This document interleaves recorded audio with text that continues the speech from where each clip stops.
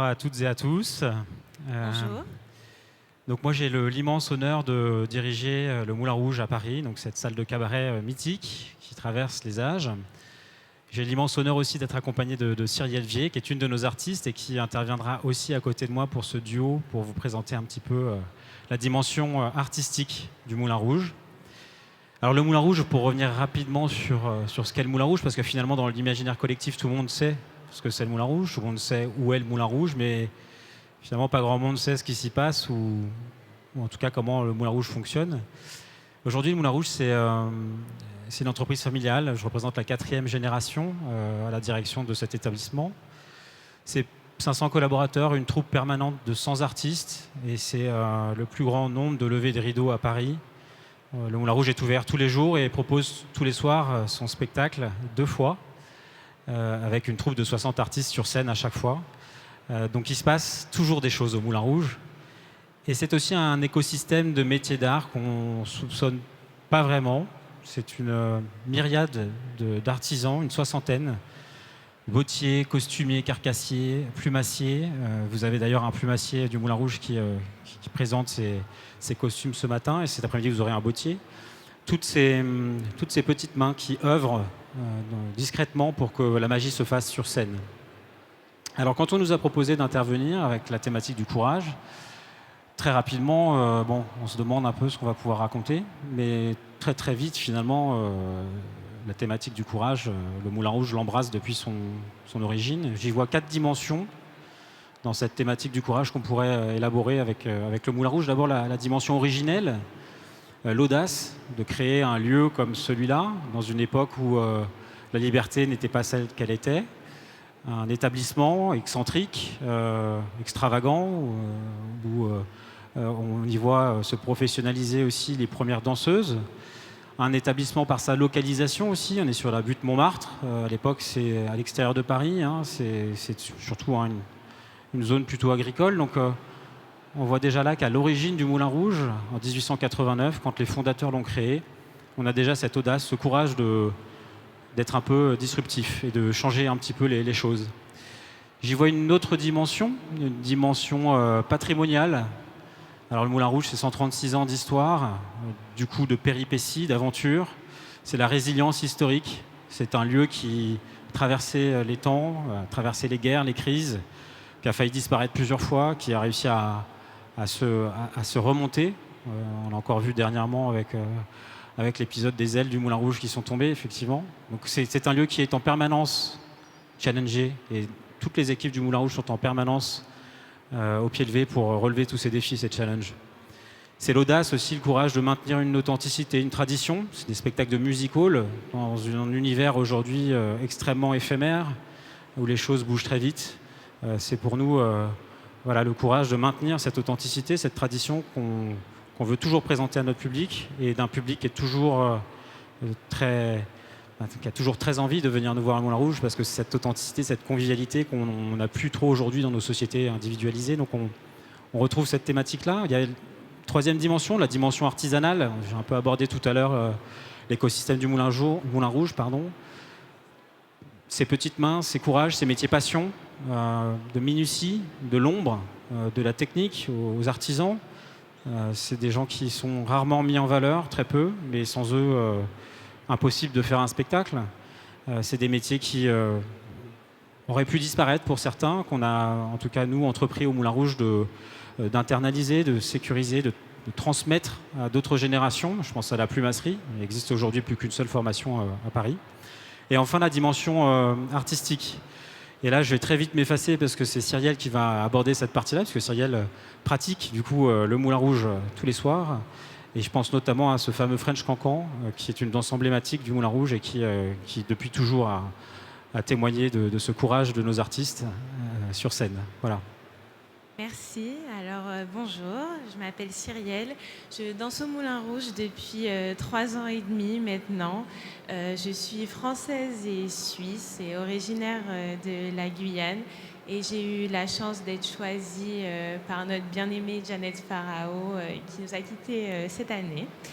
Et donc du coup, le French Cancan est la danse emblématique du Moulin Rouge.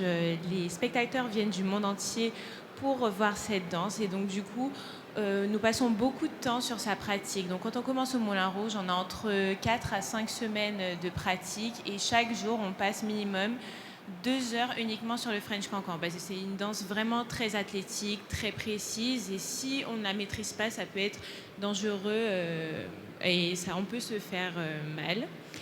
Donc pour moi personnellement ça a été relativement compliqué parce que bien sûr j'ai fait un conservatoire, donc j'ai fait de la danse classique, du jazz, j'avais une formation technique, mais le French Cancan c'est vraiment différent de tout ce qu'on a l'habitude de voir dans la danse. C'est vraiment une technique à part entière et ça peut être assez déconcertant au début quand on n'a pas l'habitude. Donc je voulais aussi parler du courage dans le French Cancan, notamment par le passé. Ça s'appelait le quadrille et ça a été renommé en 1862 par Charles Morton. Et c'était une danse qui a été créée par les femmes du peuple. Donc quand je dis femmes du peuple, c'était les blanchisseuses, les lavandières, les couturières. Et le soir, elles décidaient de monter sur scène et de défier la loi. Elles se rebellaient contre un monde, contre des institutions patriarcales. Et maintenant, plus aujourd'hui, pour nous, on est maintenant des danseuses professionnelles, on est triées sur le volet et on vient des 4 coins du monde. Mais il faut être courageuse déjà parce qu'on le fait 2 fois par soir. C'est un cancan de 8 minutes qui est très précis, très technique. Et surtout, on a tout ce côté où on a le devoir et aussi la fierté de faire perdurer tout ce bagage historique qu'on a, et surtout nous honorons ces femmes qui se sont battues plus tôt pour les droits que nous avons aujourd'hui. Donc toutes les générations du Moulin Rouge, quand elles viennent, c'est leur devoir de faire en sorte de bien représenter cette danse. Et notamment, j'ai une petite surprise. Il y a des amis à moi du Moulin Rouge qui sont là. Et elles vont vous montrer certaines figures, des figures qui justement les femmes ont créées.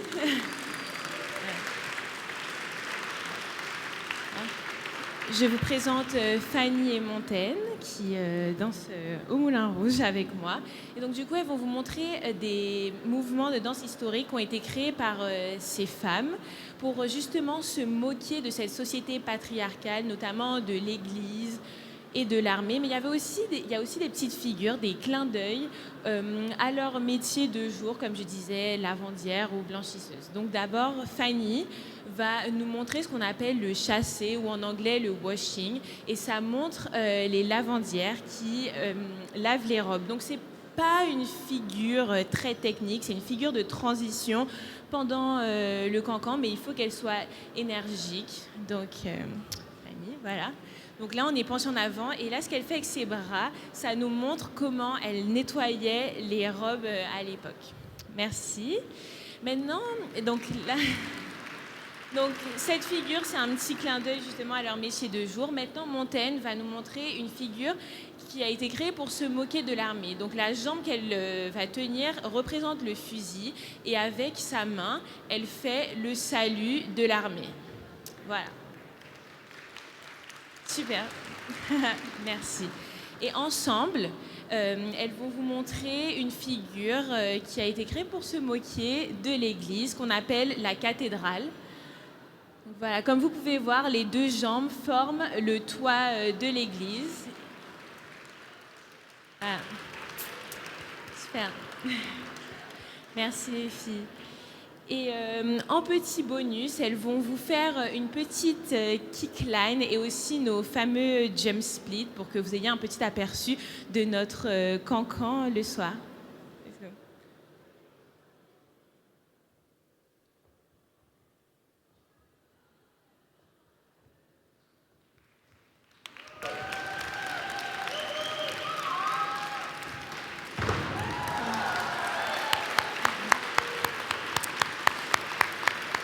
Merci beaucoup les filles.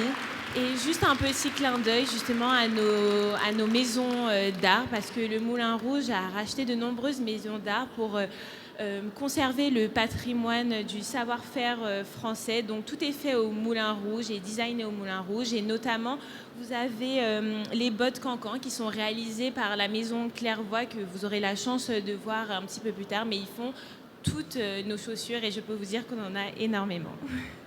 Donc voilà, merci aux filles, applaudissez-les. Merci.